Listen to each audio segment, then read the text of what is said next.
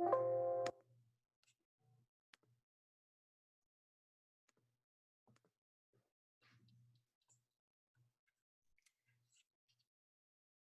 guys, welcome to this week's class. Before we get started, we're gonna wait for a couple people to go in, but this week's class is going to be on casting types. So I hope all of you have your pencils and papers. This information is so important, especially when auditioning for community theater and even in the professional world as well. So while we're waiting for more people to join, there's someone I want you guys to meet. This is my new kitten. He just wanted to say hi. Now I'm gonna go make him play and leave us all alone. Okay. All right, so did anyone in here, does anyone know what a casting type is before we get started? Does anyone wanna maybe take a chance and see if they know what it is?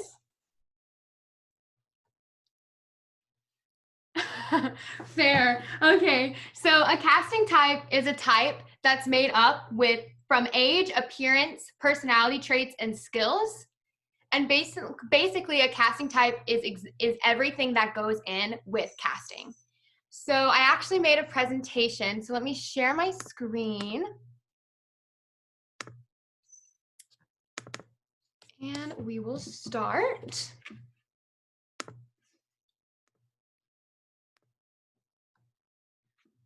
Okay.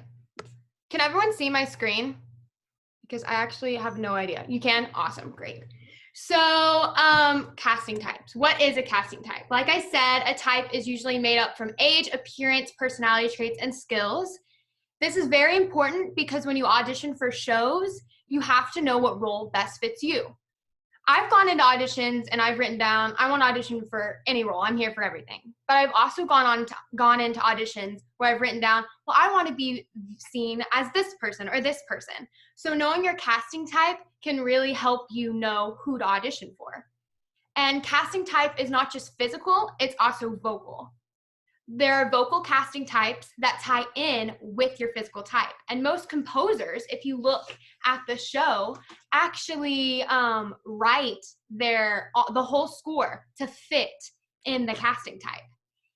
But most importantly, this is something I had to take to heart because there's so many roles I would love to play, but I am not a dancer first. Like example, Maggie in A Chorus Line, a role I'd love to play, but because I'm not a dancer, that role is not best fit for me. However, if there are roles that we want to play, but we know our strengths aren't there yet, we can work on our skills and make sure that one day maybe we can play that role. Reminders on type. There are people in our business who look like you, and they follow their careers to see what roles they have been cast in. So are there any Broadway performers that any of you guys love that you see what roles they play? Like I know, for example, Sutton Foster is someone I completely admire and I love her. She is a belter, a mezzo-soprano. She's a dancer. She's a comic actor. She's a very versatile actor. I've seen her play many roles, and she's someone I definitely want to play some of the roles she's played. And I think it's very important when finding your own casting type to know who you look up to and who you want to play one day. Type is very subjective and it can change with age. So like if right now you're playing the little sister, obviously maybe when you get older, you'll play more of a mom type role or something like that. So type completely changes throughout age. Something that is very, very important that I love this. In contemporary musicals, type is often blurred out. Now, I think type is very important, but there's also a part of me that loves when we blur out type. For example, I don't know if any of you have listened to the recording album of The Revival of Oklahoma, but the character or the performer who played Ado Annie was actually in a wheelchair. So, and they totally could have been like, we don't want to give her this role because she's in a wheelchair or whatever, but they just totally looked outside the box and blind casted and just did a wonderful job. And I encourage all of you to watch her performance because it's stunning. And she even won a Tony for the role. So I just think it is very important to know that in a lot more contemporary musicals, type is very, very blurred out. And it's more about what your talent is and what's on the outside. But when you go back to Golden Age musicals, most directors are going to cast more on type because that's how it was written.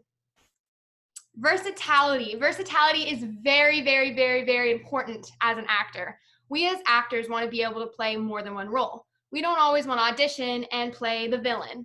Maybe we want to play the ingenue one time. Maybe we want to play the soubrette one time. You know what I mean? Like, we need to make sure we can play every single role if asked. This is very important also for auditions, because when you go into auditions, you want that director to know that, yes, you can play every single role. Because if they can see that you can do that, they're going to want to work with you time and time again and have you in any kind of role you want, because that is why it's so important. Something that's very, very important is just because if you don't get a role that you want, it doesn't mean you're not talented. Sometimes it just means that you don't have the type that the director's looking for. You don't match the vision of what the director is wanting. And it is so important to not take all that to heart and just know that it is not you. It is not you. And that is something that has really, really hurt me a lot in my life. And I know most of you probably have also had this, where you auditioned for a role and you didn't get it and it hurt you. But we all have to realize that the director has a vision, and you can do everything you want. You can do your best performance, but maybe, oh my goodness, my cat's coming up here. But maybe, maybe you're just not what they see at that time. And that's nothing against you. It's just how the director sees it. And sometimes you may fall into a physical type, but a different one vocally. And when this happens, you have to work together to make sure you can develop your skills to try to find out what your true type is, because it's very hard. I have a friend who is a mezzo, but she is the tiniest little string bean. And when you usually think of mezzos, you think of strong, like built woman. That's usually the stereotype of mezzos, which is changing in contemporary theater. But she doesn't have the type. So she's been working on her mix, and she's been working on her upper register to try to find a versatility in roles she can play. And knowing types and the versatility between types will also, oh my goodness, he changed the slide, will also help you know what the casting directors and directors are considering when hiring. Now, these gems, if you guys don't know who these people are, it's very sad. I'm very sad for you. These are some Broadway legends, some amazing, amazing performers that actually I have been told multiple times by people, and I've heard people say, wow, you're a Gene Kelly type. Wow, you're a Judy Garland type. So knowing who these characters are very, very important for knowing your type. Like my voice teacher in New York, she tells me you're an Ethel Merman type. Ethel was she was a mezzo. She was a young leading lady. She was a soubrette sometimes. She was very versatile in her roles. Judy Garland, she's mostly the ingenue. And she, oh my goodness, more. Sorry. And she's often the ingenue, and okay. And she's very bright, and she has that beautiful soprano voice. But if you go back into her older videos, you can see that she also has these really cool mix and belt songs too. And she's a very versatile actor in my opinion as well.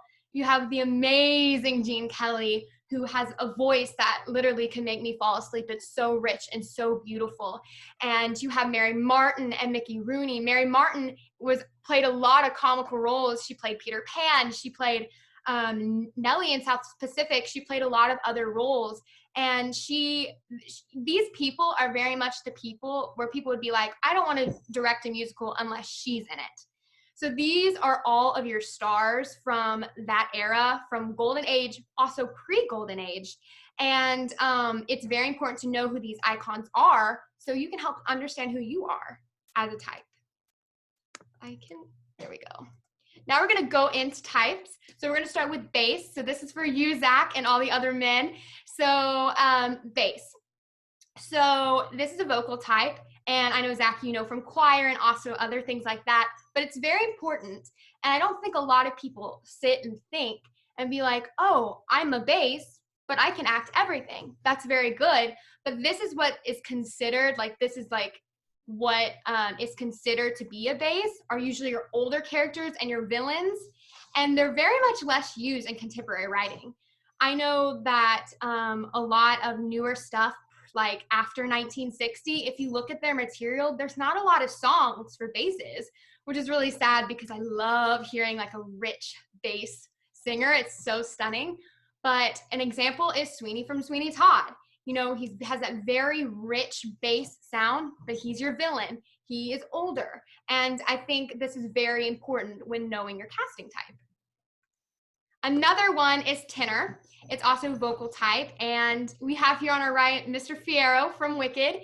Your younger male comic characters, these are more in your traditional musicals.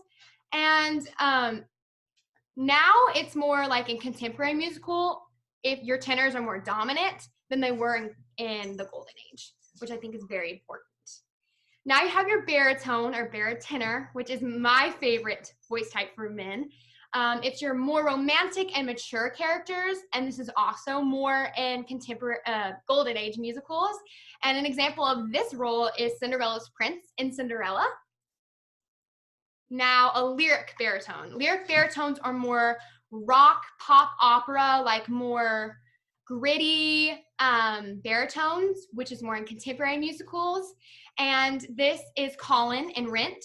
And they're more of your romantic male characters, but they're in those rock musicals like Rent. Now we're going to our girls, ladies. So we have our legitimate sopranos. You have the most, I think, one of the best legitimate sopranos, Laura Benanti. She's always going to be your ingenue, your romantic character, and usually your lyric legitimate sopranos are going to be in your Golden Age.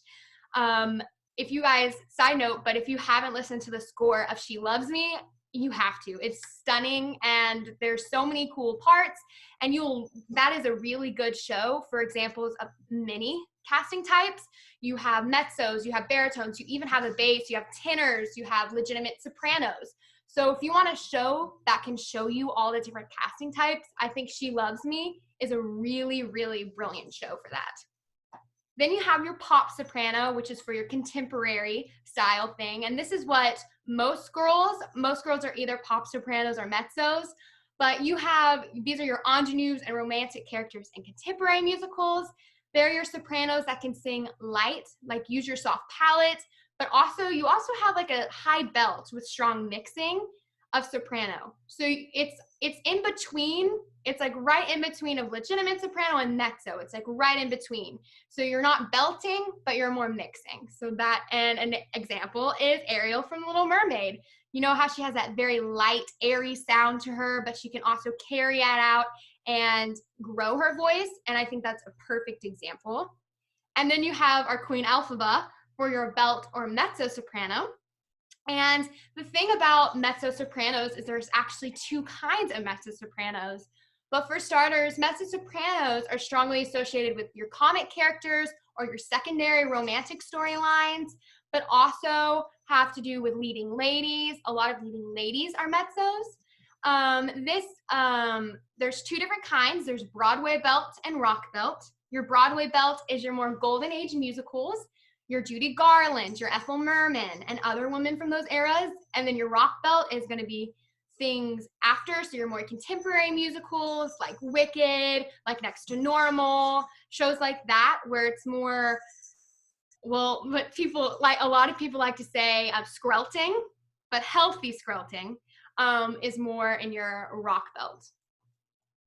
Now, here's a little game I want to play with you guys. So I want you all to write down 3 of your dream roles. Any dream roles you want. I wrote down Elphaba from Wicked, Annie from Annie Get Your Gun, and Eponine from Les Mis. You guys can write down anything you want.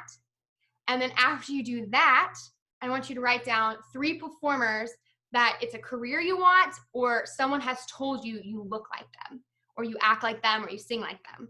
So I wrote down Barbra Streisand, Sutton Foster, and Audrey Hepburn, 3 performers I love and I have been compared to. And once you have that, just hold on to it, and we'll get back to it at the end of the game. But just keep on to that. Keep working if you're not done.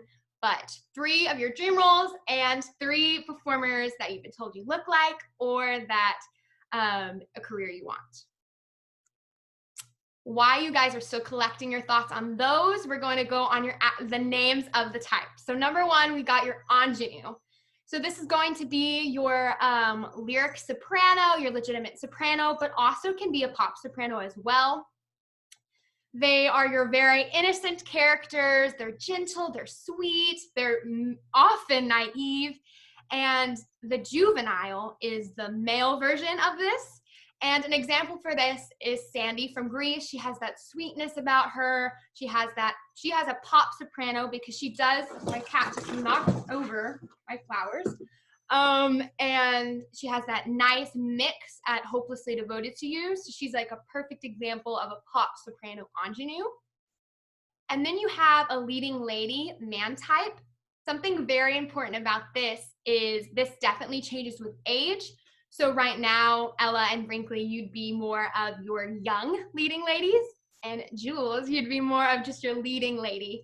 So it changes with age, but if this is your hero of the play, your protagonist, and I think a perfect example of this is Belle from Beauty and the Beast, and she's also more of a pop soprano than a mezzo, in my opinion. Then you have your soubrette, which are always, to me, like the funnest characters to play. They're so fun. They usually have the best costumes, in my opinion, and they're just super fun to play. And so they are your more mischievous characters. They're girly, they're gossipy, sexy, sassy. They're usually your best friend of the confidant, and you're often the best friend or the confidant of the protagonist. And this is Lily St. Regis from Annie, and I think she's the perfect example. I think she's more of a mezzo, maybe a little bit of pop soprano, probably more mezzo, but she's so out there. She's really dramatic, she's showy, and I just think she's a perfect example for this role or for this type, and I think these are the funnest roles to play. Then you have your comedic casting type, and on the right you have the amazing Elder Cunningham from Book of Mormon. And these are usually your funny or eccentric characters and often the antagonist of the play. These are also very fun roles to play. You have Drowsy and the Drowsy Chaperone, just so many amazing roles like this. And something that's very interesting about casting types is there's some characters that kind of fall in between, because you have, for example, Fiona from Shrek. She's more of your leading lady type, but she definitely has some comedic type in there too, because she's so funny and she's light and she has all these jokes and she farts on command. You know, she has all these weird things about her, and I think she definitely weaves in between types, which is very important to also know. So now it's your turn. So I want you to look at your dream role list, and I want you guys to tell me what you think they fall under casting types. Do Ella or Brinkley, who wants to start first?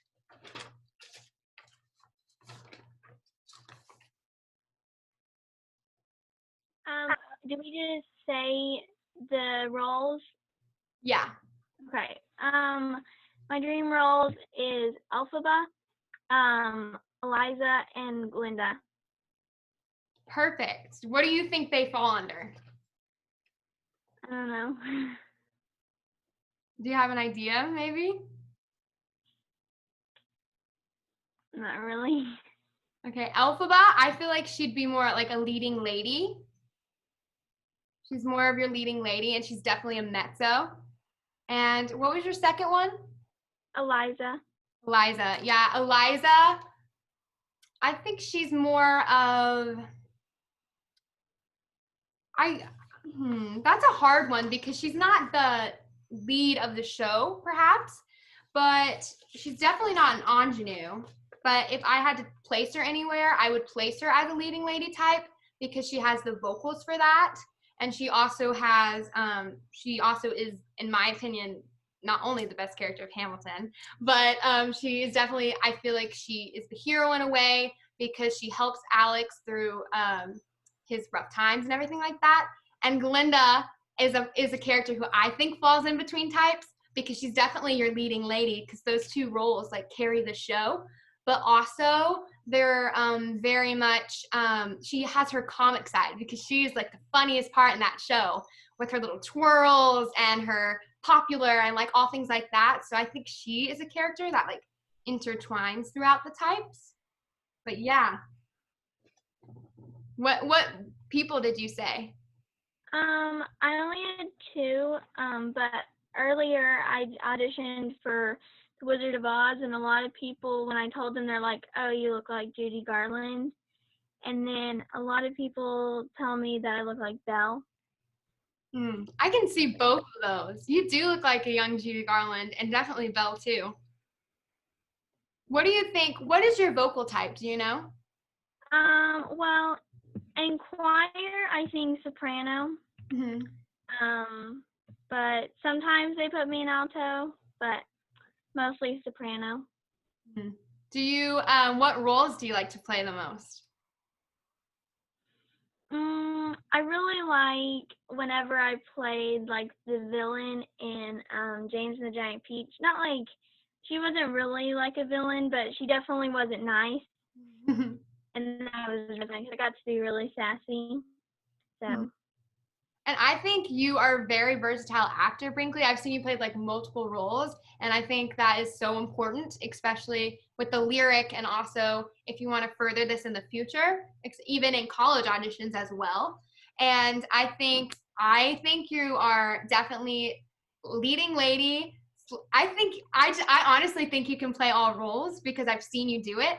But I see you as leading lady. I see you as Subarette because there you got I think the girl, the aunt in James and the Giant Peach would be under that.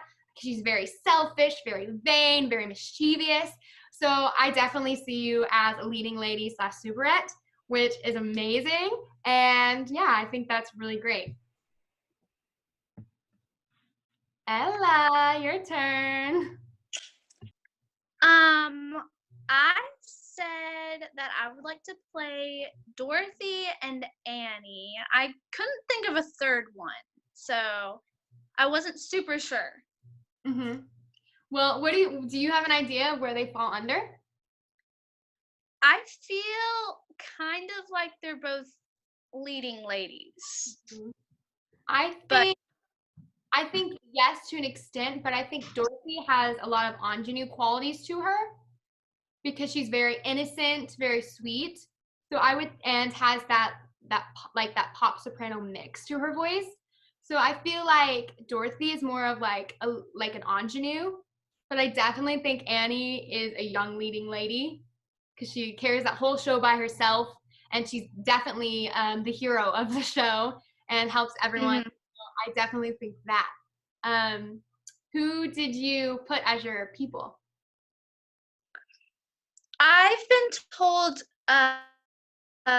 several times that I look like Millie Bobby Brown. You do. That is so. And and I put I don't look like her, but I really do like Audrey Hepburn. Yeah, I can definitely see you have qualities. Definitely, I think you really do. And then also Brown. Who else?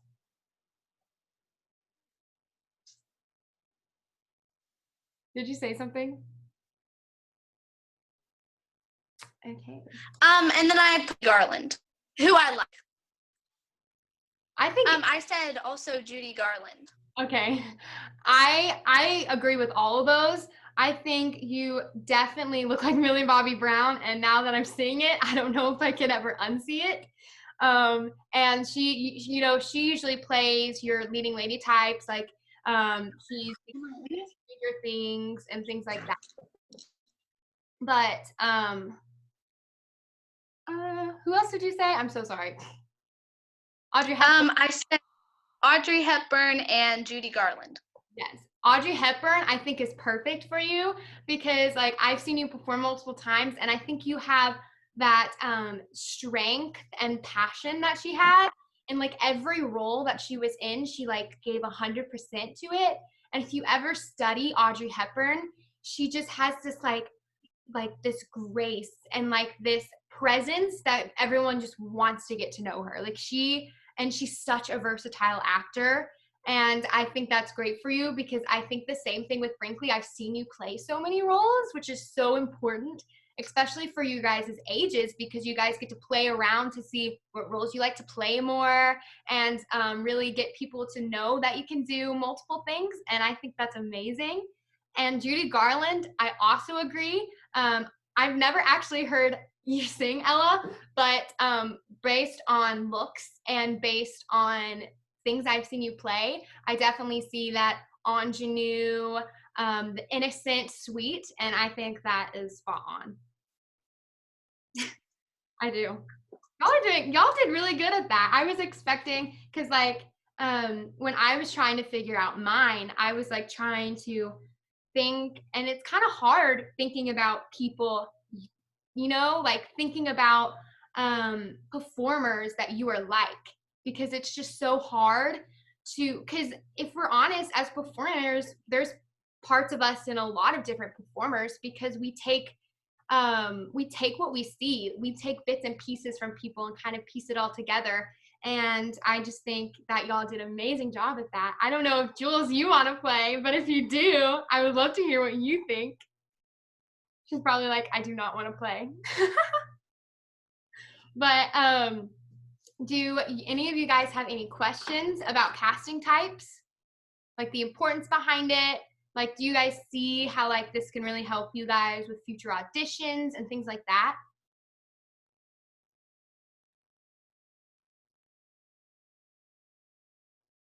Yes, maybe.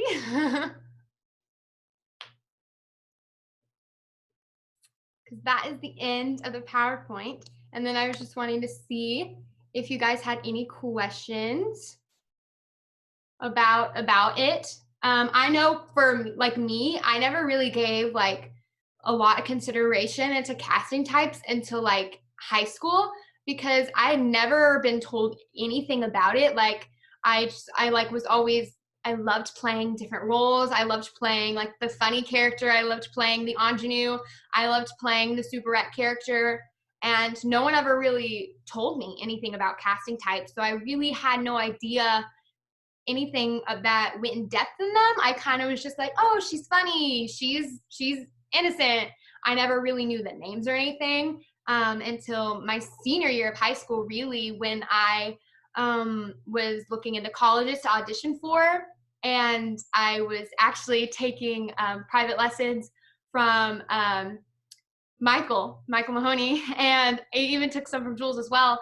And Michael was telling me, he's like, Callie, what do you think your casting type is? And so we had like a whole conversation, and it was just like, whoa, I was like, oh my goodness, there's a name for everything. Like it wasn't something anyone had ever told me before, you know? And I think once you really get a good grip of the different kinds, it's so much easier.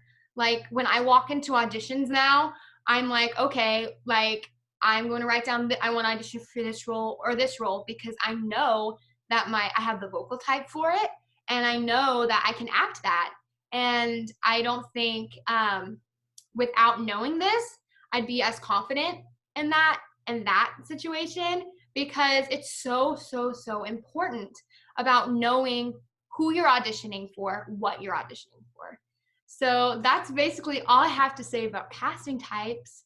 Do you guys have any questions about anything? Casting types, auditioning, community theater, college theater, whatever, anything. We have 10 minutes, so the floor is up to you guys if you have any questions.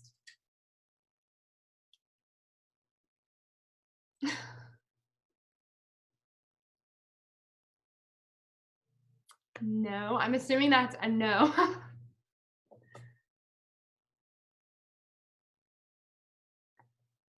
No. Ring clear, Ella, do you have any questions? They're so silent. No, I don't have any questions. Okay. Do you have any questions, Ella? Well, when you're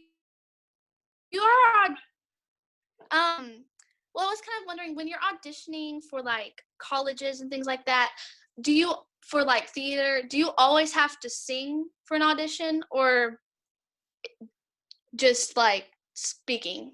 It actually depends on what you're auditioning for. Like, you can audition for an acting major, or you can audition for like a musical theater major. But when auditioning for musical theater majors, you are required to sing and dance. But if you're auditioning for just acting, they usually just have you do two different monologues that are contrasting. I know when I auditioned for musical theater, but when I also auditioned for one college I auditioned for, it was more of an acting based program. So when I auditioned there, I had to do can't speak, two contrasting monologues and a Shakespeare monologue, and then it was just acting. It was no musical theater. But then at the end, they're like, do you have any song that you could sing like 15 seconds of a cappella to just see if you sing? And I was like, yeah. And so then I had the opportunity to sing, but it just really depends if you're going more on the acting route or the musical theater route based on what you do for your audition. Okay. Any other questions? When you sing for an audition, is there a certain type of song that is better to sing? Great question. So actually, it definitely depends on what show you're auditioning for, or if it's college auditions or whatever it may be. Say it's audition for the lyric. Let's say you're doing show. Let's say it's Wizard of Oz. Okay. So, personally, and what I've been told is when you audition for shows, never sing a song from the musical. So, if I was auditioning for Wizard of Oz, I wouldn't be singing Somewhere Over the Rainbow, because if they like you, then you're going to get a call back and you will have the opportunity to sing that song. But they want to see something different. And when picking audition material, it is so important to find material that shows off what you can do. And definitely songs that are a guideline I like to do. I like to look when the show was written and then look around at different shows that came out around the same time and pick a song from that. But also another really good hack is look who composed the show. And I think it is so important to look at the composers and then pick a song from another musical from the same composer, because then you have the same style of the show and they know that you did your research because you know who is the composer of the show. And you really just want to show what you want to do. And this kind of has to do with casting types, because if you want to audition for Dorothy, then you want a song that's going to be an ingenue song for your audition. But if you're going to audition for the Scarecrow, then you're going to want to find more of an up-tempo comedic song for your audition. So there's so much that goes into that, but you have that. Those are just what I like to do personally. And another good rule, which I just recently did back in high school, was it doesn't really matter much for community theaters, but for colleges specifically and like professional world and things outside, and I like to kind of just add it into community theater because it's good practice, is don't pick songs that have been on Broadway in like the last 5 years, because that's going to be songs that like everyone sings. Like everyone's going to want to sing Burn from Hamilton for their audition. Everyone's going to want to sing Defying Gravity from Wicked or Popular for their audition, you know? And so it's really important to find those risque, like those very songs that aren't that popular to sing, because then they're like, wow, I haven't heard this song before. I'm going to remember this. I want to listen to it again. I wonder what show it's from, you know, things like that. So those are kind of tips that I like to use when I am going in auditions and finding material. But that's just what I like to do. But it just kind of varies. Any other questions? We have 5 minutes left. Zoom just told me.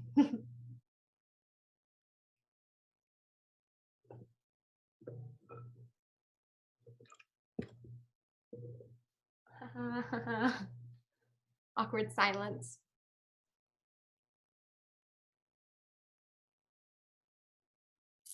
Yes, no. Well, here's a question for you two. Are you guys both considering doing theater in college?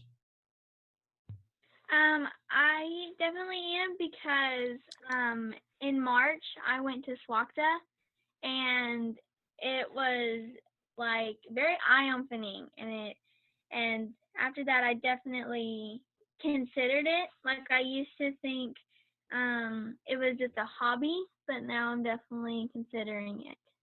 Oh, that makes me want to cry. Haha, I love that. I'm so proud of you. I went to SWACTA too, and it was so amazing. Like just being around like all these different kind of people who all love art and all love music, and that's what they love to do. It's just such a cool environment to be in.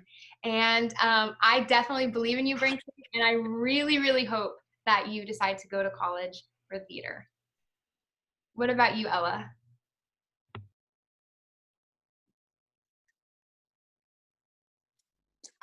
Y- yes, I do want to do I'll see maybe later on, but I right now I really do want to do that probably in college. Um I haven't been to many like theater things like Brinkley has, and I haven't tried out for as many musicals, and but I do think I want to do that in college. Awesome. Are you wanting to get more involved into musicals? Is that something you're interested in?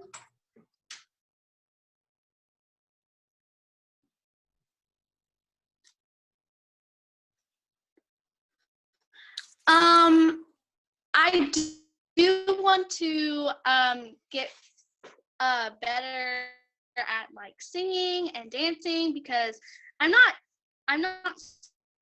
super good at those sort of things. Like I prefer to just read monologues or do more of the acting and the drama side of it. But I do want to try to get better at like dancing and singing and more musical type things. Yeah. Well, I think that is amazing. And there are so many different resources. Like literally, I go on YouTube all the time and I like just play around and I do vocal scales. I learn how to do different dance moves because I think as performers, something we can never stop doing is learning. There's so much we all can learn from each other. And especially during this quarantine, it's now ending thankfully. But I have like literally just kept diving in and learning new things because there's so many things that I need to prove on. And it's just so amazing that we have all these resources to that. So I totally believe in you. And I know that with practice is perfect. Practice makes perfect. That's the thing, I think. Practice makes perfect. But we have to know that all we can do is be our best and be ourself. Ourself is our best. So as long as you're true to yourself and you have a good time, in my opinion, that is all that matters. So I'm very, very thankful you guys all showed up today, and thank you for telling me about your strengths and your weaknesses, telling me your dream roles, telling me about your future. I'm really excited for you too, and I can't wait to see what you do with your lives. And as soon as college comes, I know it's a very long time away, but please send me a phone call and tell me what you're doing. I would love to just see what you guys are doing in the upcoming future. And any way I can help you, I will in a heartbeat because I love you too. And thank you guys for coming. And thank you. And I'll see you. I don't remember when the next time I'm teaching, but I'll see you guys when I see you. Thank you. And remember that all these classes are free, thankfully, but it's all based on donations, and your donations are greatly appreciated. And all the information for that is on the Lyrics Facebook page, Ozark Theater Company of the Ozarks, and the Ozark Arts Council Facebook and Instagram page for the Venmo and PayPal. Thank you, guys.